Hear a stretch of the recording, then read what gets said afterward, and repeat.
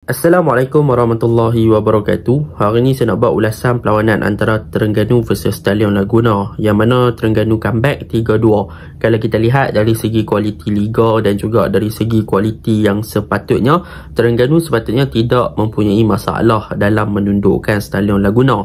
Tetapi melihat kepada rekod dalam AFC Cup peringkat kumpulan kali ini, nampaknya kualiti tersebut tidaklah kita boleh bandingkan secara direct. Sebab apa? Sebab Stallion menunjukkan satu performan yang baik. Mereka berjaya ikat Terengganu 2-2 dan juga berjaya untuk memastikan Terengganu berhempas pulas sebelum Terengganu menang 3-2 dalam aksi yang kedua di tempat Stallion lah. Jadi perkara ini adalah sedikit membimbangkan. Sekiranya Terengganu ingin terus meneruskan rentak dalam saingan AFC Cup, mereka masih lagi perlu memperbaiki sedikit demi sedikit apa yang mereka kurang dalam perlawanan-perlawanan yang akan datang lah.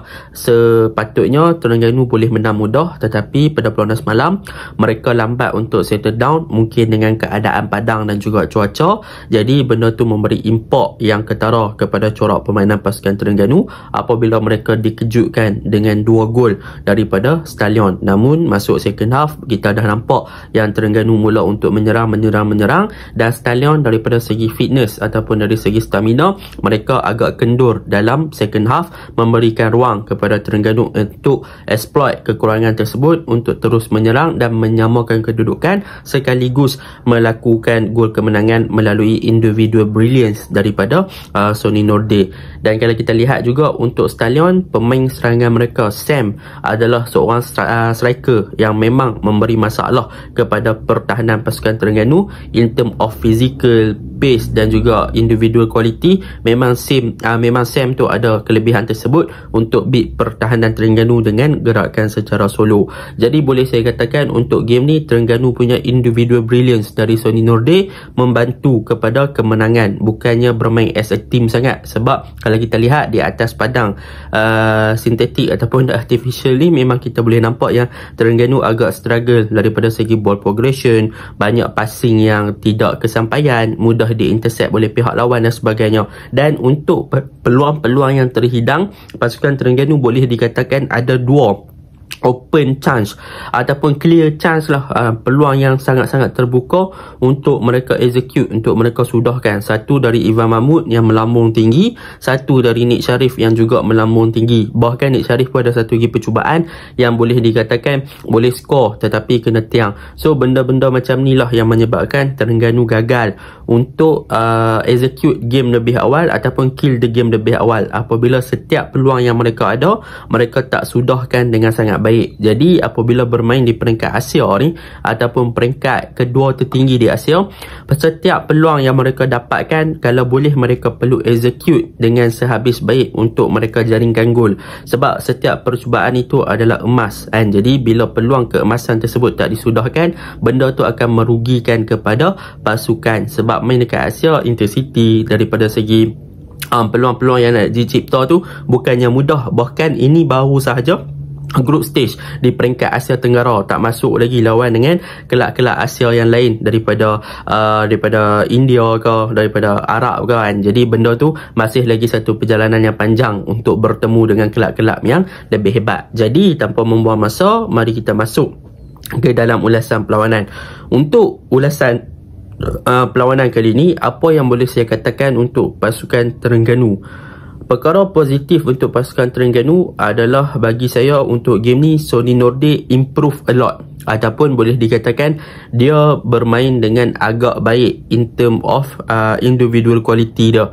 Yang mana untuk game ni memang banyak gerakan di second half adalah berpunca daripada gerakan yang dilakukan oleh Sony Norde secara solo. Jadi memang untuk game ni kita memerlukan kebijaksanaan dan juga kelebihan daripada Sony Norde untuk beat pertahanan pasukan Stallion dalam situasi one on one dan juga untuk bawa masuk bola ke dalam D-box. Tetapi permasalahan Sony Norde yang sebelum-sebelum ni, iaitu daripada segi release the ball, daripada segi nak involve dengan team play, daripada segi nak passing, daripada segi nak orang kata apa, nak over dribbling, memang masih lagi belum diperbaiki lah. Tetapi akibat daripada segi dia punya individual brilliance, dia berjaya menyelamatkan Terengganu daripada mencatatkan keputusan seri dan memberikan kemenangan. So benda tu kita boleh puji lah untuk last run yang dia buat untuk gol ketiga Terengganu tu.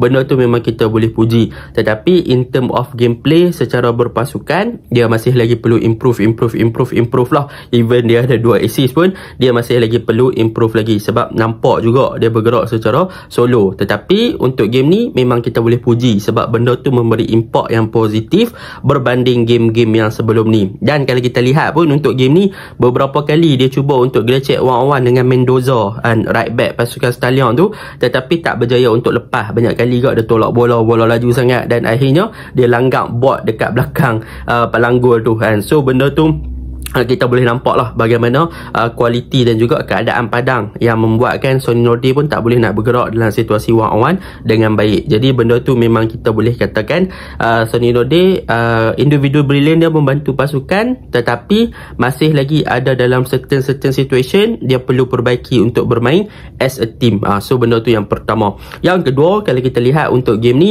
apa yang menjadi permasalahan kepada Terengganu waktu mereka menyerang Nick Sharif. Kalau kita tengok di bahagian kanan, Nick Sharif in term of dia punya directness dan juga in term dia meletakkan diri di ruang kosong untuk menerima hantaran daripada pemain-pemain Terengganu di bahagian tengah, sama ada daripada Nurilo ataupun daripada Habib Harun, adalah sangat bagus. Dia pandai buat larian dan pandai menempatkan diri dalam ruang kosong untuk receive the ball. Tetapi in term of execution, boleh dikatakan Nick Sharif agak kurang pada game ni. Dia gagal untuk sudahkan peluang-peluang keemasan. Peluang pertama dia kena tiang, lepas tu dia ada open chance, clear chance, memang sangat chance, tapi dia rembat bola melambung tinggi. So that is the thing yang Nick Sharif kena perbaiki. Mungkin lebih tenang dan juga lebih orang kata apa, cool waktu dia nak melepaskan rembatan ke arah gawang lah, untuk dia letakkan dia punya bola tu ke dalam gawang dengan lebih bagus lah. So dia perlu lebih clinical apabila berada dalam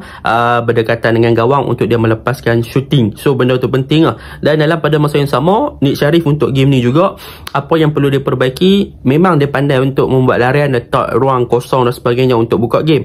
Tetapi in term of dia punya timing ataupun dia punya positioning, sewaktu dia nak receive the ball, boleh dikatakan dia terperangkap dalam offside beberapa kali untuk game ni.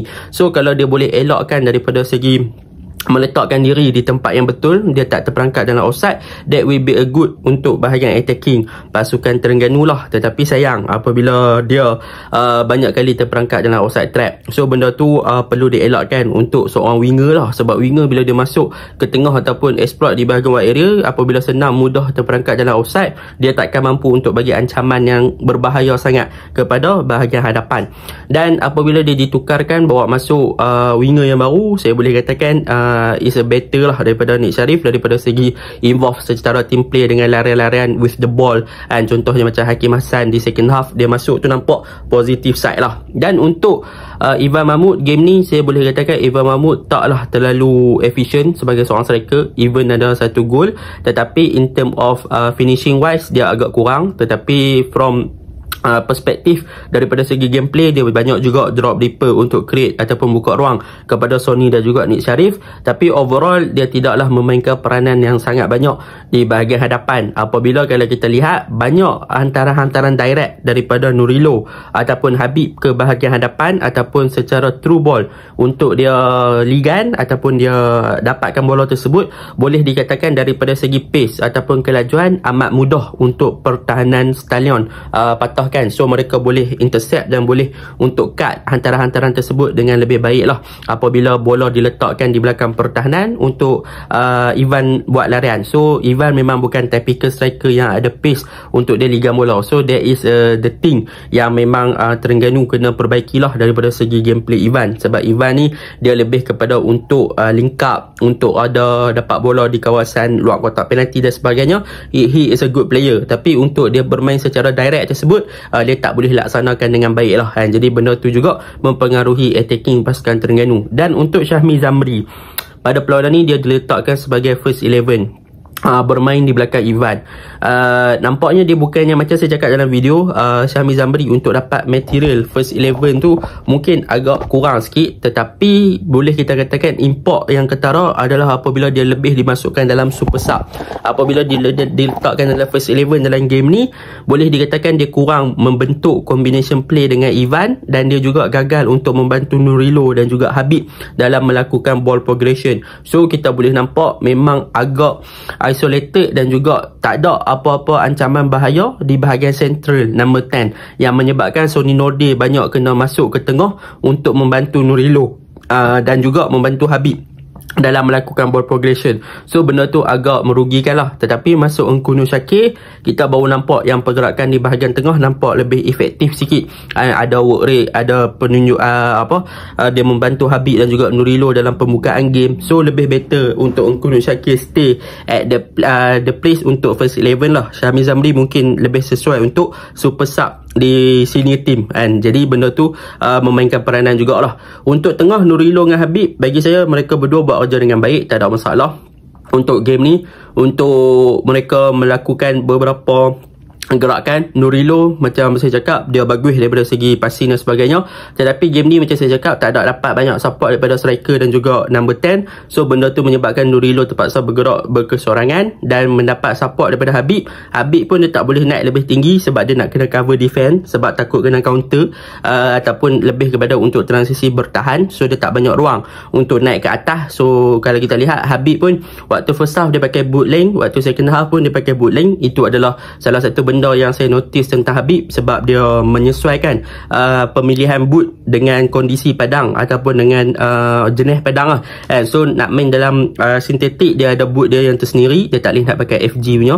So benda tu agak mempengaruhi juga. So awareness tentang pemilihan boot tu pun penting untuk players apabila bermain di peringkat pro dan juga jenis padang, untuk memastikan yang boot tu sesuai dengan keadaan permukaan padang tu. Dan untuk defend, bagi saya tak ada masalah defend untuk Ubaidullah dengan juga Sador Kematov. Bagi saya perfect combination. Cumanya first goal tu memang tak ada orang marking, tetapi Arif Fazillah dia kurang sikit sebab Stallion banyak attack belah dia.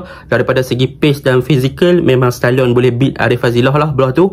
Untuk Safwan Mazlan, mungkin dia tidak se-offensif dan tidak daripada segi attacking dia kurang daripada orang kata apa nak naik offensif buat overlap macam Azhar Azmi, tapi in term of defensive dia berjaya juga limitkan had daripada serangan daripada Stallion. Cumanya had dia waktu mungkin McDaniel gol kedua pasukan Stallion tu agak merugikan lah, sebab dia tak boleh nak close up, tak boleh nak makin dengan baik. So McDaniel berjaya untuk score lah. Untuk Suhaimi, bagi saya dua gol yang dia lepaskan tu, satu gol tu mungkin gol pertama mungkin tak ada masalah, gol kedua mungkin tak pasti lah sebab apa, tapi overall dia berjaya selamatkan orang kata apa Stallion daripada menjadikan gol yang ketiga yang dia berani keluar untuk berhadapan dengan Utah tu. So that is a good orang kata apa judgement daripada Suhaimi untuk keluar dan buat decision yang bagus lah. Jadi overall untuk game ni memang kita nampak Terengganu struggle, banyak benda lah Terengganu struggle.